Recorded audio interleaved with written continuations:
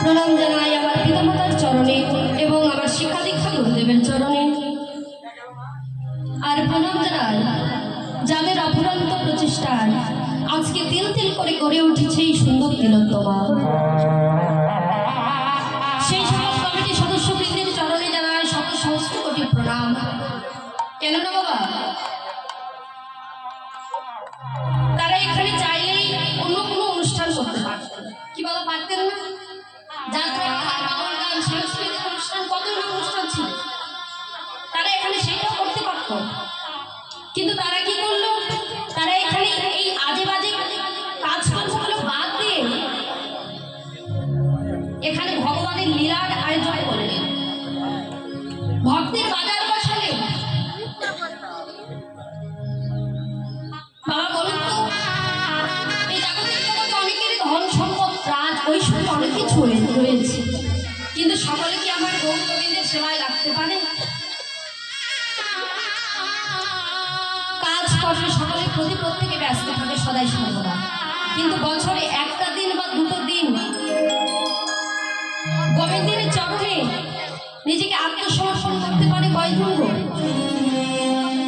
তারা বুদ্ধি করে আপনাদের মতো সাধারণ বৈষ্ণবদের একত্রিত করেছে।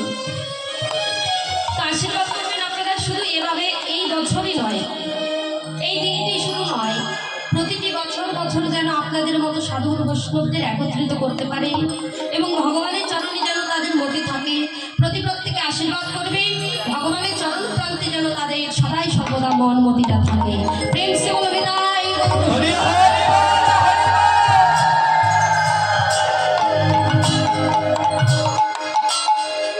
তো ইতিপূর্বে আপনারা যে লীলাটি আস্বাদন করলেন, লীলাটি ছিল ভগবান শ্রীকৃষ্ণের পূর্বলাভ। তবে এখন যে লীলাটি পরিবেশন করবার জন্য দাঁড়িয়েছি, সে লীলাটি হলো আমার বৃন্দাবন বিলাসিনী শ্রীমতী রাধা রানীর পূর্বরাগ। তবে বাবা, এই পূর্বরাগটা কাহাকে বলে, পূর্বরাগটা কাহাকে বলে, কাকে বলে, এটা আমাদেরকে জানতে হবে।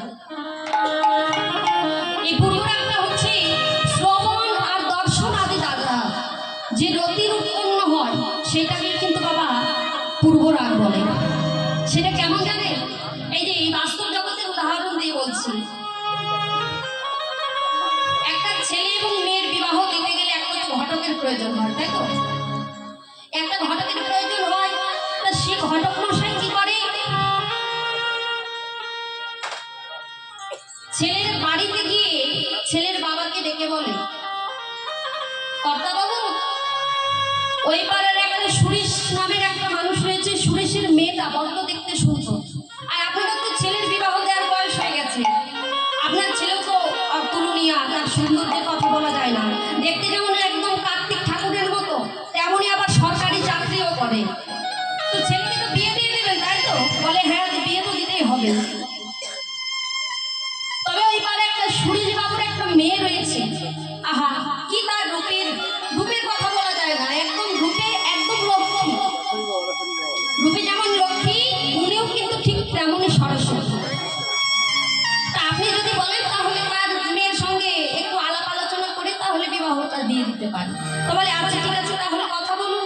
সেই ঘটক মশাই গিয়ে আবার মেয়ের বাড়িতে মেয়ের বাবা মাকে, গার্জেনদেরকে ডেকে বলে, ওই পাড়ার কর্তাবাবুর যে একটা ছেলে রয়েছে সেও কিন্তু বড্ড ভালো, আর আপনাদের মেয়েকে যদি তার সঙ্গে বিয়ে দেন, ছেলে তো এমনি থেকে চাকরিজীবী, যদি বিয়ে দেন আপনার মেয়েটা সুখে শান্তিতে সংসার করতে পারবে।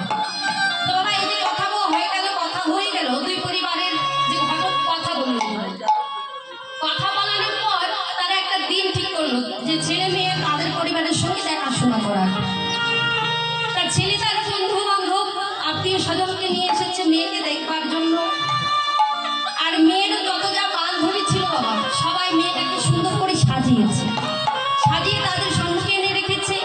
দেখো সেখানে তো বাবা ছেলেটি এখন মেয়ের কথা শুনছে, তার পরিবারের লোকজন সকলে বড় বড় মানুষ রয়েছে, তাদের সম্মুখে কি আর দেখা যায় ভালোভাবে? ছেলেটাও মাথা নিচু করে আছে, মেয়েটাও মাথা নিচু করে আছে। তার চারিদিকে দেখতে দেখতে বাবা হঠাৎ করে ছেলেটা মেয়েটাকে একবার দেখে ফেলেছে। আবার মেয়েটা ঠিক তেমন ভাবে বড় বড় মানুষ রয়েছে, তো তাদের বাবা মা রয়েছে, তাদের সামনে কি আর সেভাবে দেখা যায়? সেই মেয়েটিও ঠিক তেমন ভাবে চারিদিকে দেখতে দেখতে হঠাৎ করে এক পলকে একটু তাকে ছেলেটাকে দেখেছে। এইগুলো বিবাহ, এটা তো হলো চৈত্র মাস, তাই না?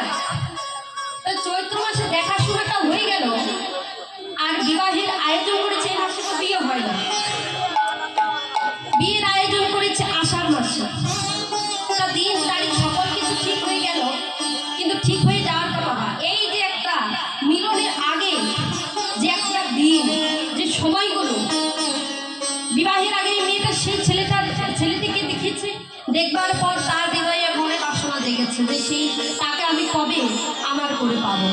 ছেলেটাও ঠিক তেমনই দশা হয়েছে, তাকে আমি কবে আমার করে পাবো।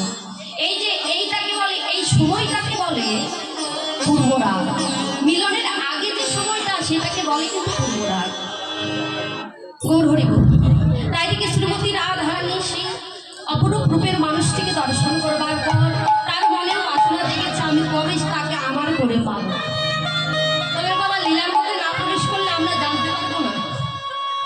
তো লীলাটি পরিবেশন অনেক অনেক ভুল ত্রুটি হবে, সুরে তালে কথায় পদে অনেক অনেক ভুল ত্রুটি হবে।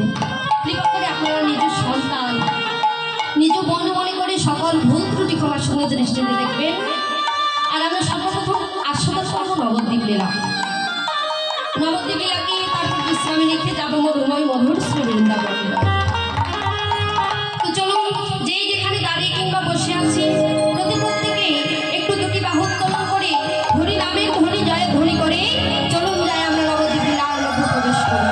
জয় জয় শ্রী গুরু শ্রী হৃদয়